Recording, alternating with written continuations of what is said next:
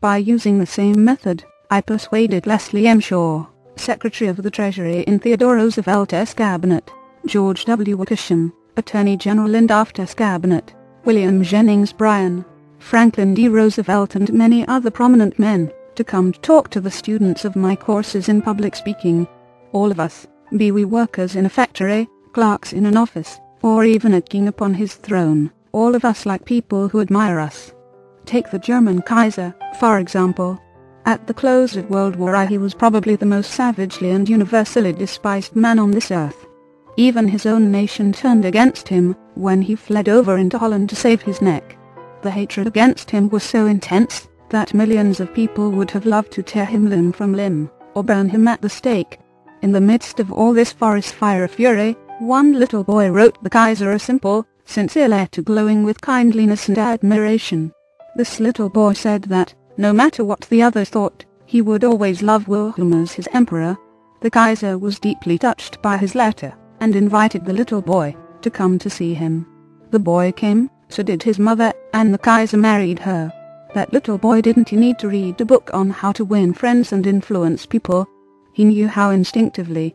If we want to make friends, let us put ourselves out to do things for other people, things that require time, energy, unselfishness, and thoughtfulness. When the Duke of Windsor was Prince of Wales, he was scheduled to tour South America, and before he started out on that tour he spent months studying Spanish, so that he could make public talks in the language of the country, and the South Americans loved him for it. For years I made it a point to find out the birthdays of my friends. How? Although I haven't the foggiest bit of faith in astrology, I began by asking the other party whether he believed the date of one's birth has anything to do with character and disposition. I then asked him or her to tell me the month and day of birth. If he or she said November 24, for example, I kept repeating to myself, November 24, November 24. The minute my friend's back was turned, I wrote down the name and birthday, and later would transfer it to a birthday book.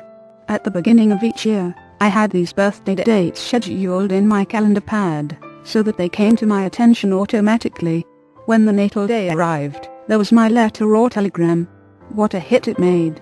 I was frequently the only person on earth who remembered. If we want to make friends, let us greet people with animation and enthusiasm. When somebody calls you on the telephone, use the same psychology. Say hello in tones that bespeak how pleased you are to have the person call. Many companies train their telephone operators to greet all callers in a tone of voice that radiates interest and enthusiasm. The caller feels the company is concerned about them. Let us remember that when we answer the telephone tomorrow. Showing a genuine interest in others not only wins friends for you, but may develop in its customers a loyalty to your company. In an issue of the publication of the National Bank of North America of New York, the following letter from Madeline Rosedale, a depositor, was published.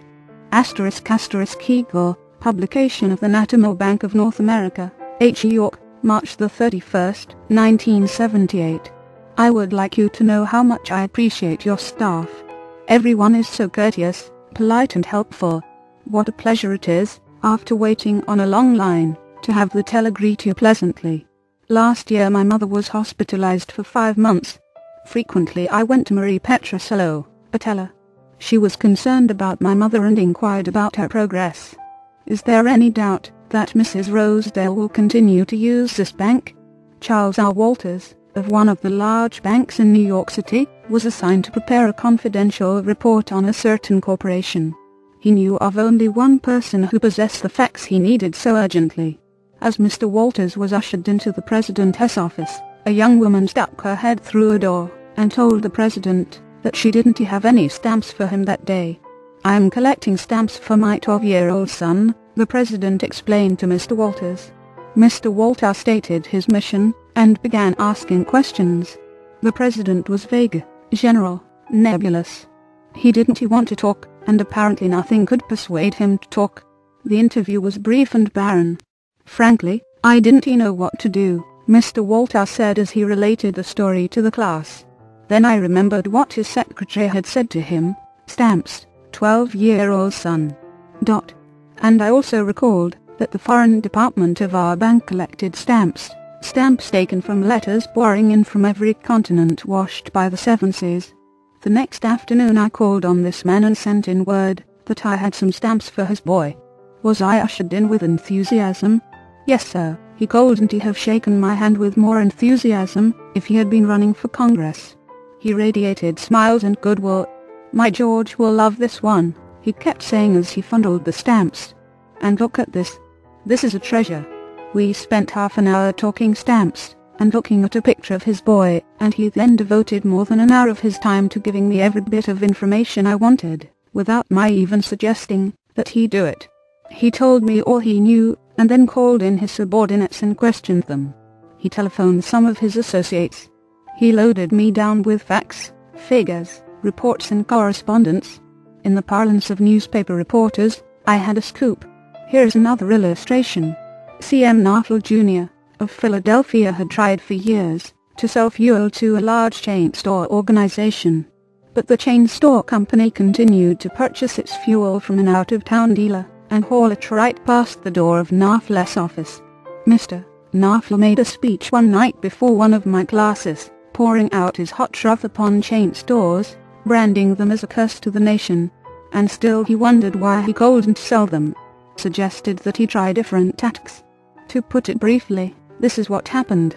We staged a debate between members of the course on whether the spread of the chain store is doing the country more harm than good. Knopfler, at my suggestion, took the negative side.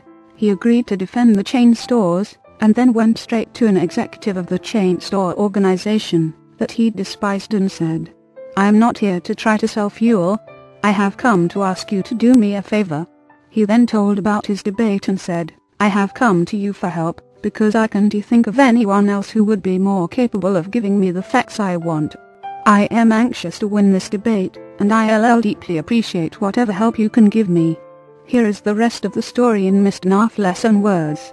I had asked this man for precisely 1 minute of his time. It was with that understanding that he consented to see me.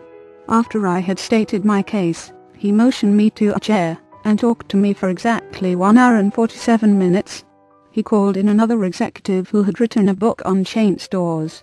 He wrote to the National Chain Store Association and secured for me a copy of a debate on the subject. He feels that the chain store is rendering a real service to humanity. He is proud of what he is doing for hundreds of communities. His eyes fairly glowed as he talked, and I must confess that he opened my eyes to things I had never even dreamed of. He changed my whole mental attitude. As I was leaving, he walked with me to the door, put his arm around my shoulder, wished me well in my debate, and asked me to stop in and see him again, and let him know how I made out. The last words he said to me were, "Please see me again later in the spring. I should like to place an order with you for fuel." To me that was almost a miracle. Here he was offering to buy fuel without my even suggesting it.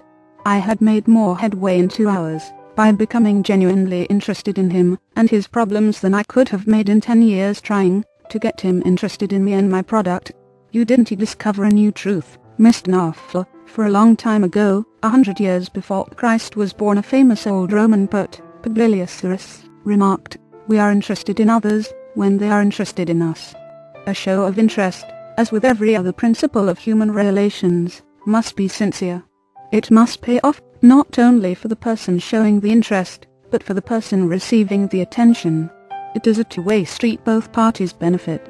Martin Ginsberg, who took our course in Long Island, New York, reported how the special interest a nurse took in him profoundly affected his life. It was Thanksgiving Day, and I was 10 years old. I was in a welfare ward of a city hospital, and was scheduled to undergo major orthopedic surgery the next day. I knew that I could only look forward to months of confinement, convalescence and pain. My father was dead. My mother and I lived alone in a small apartment, and we were on welfare. My mother was unable to visit me that day.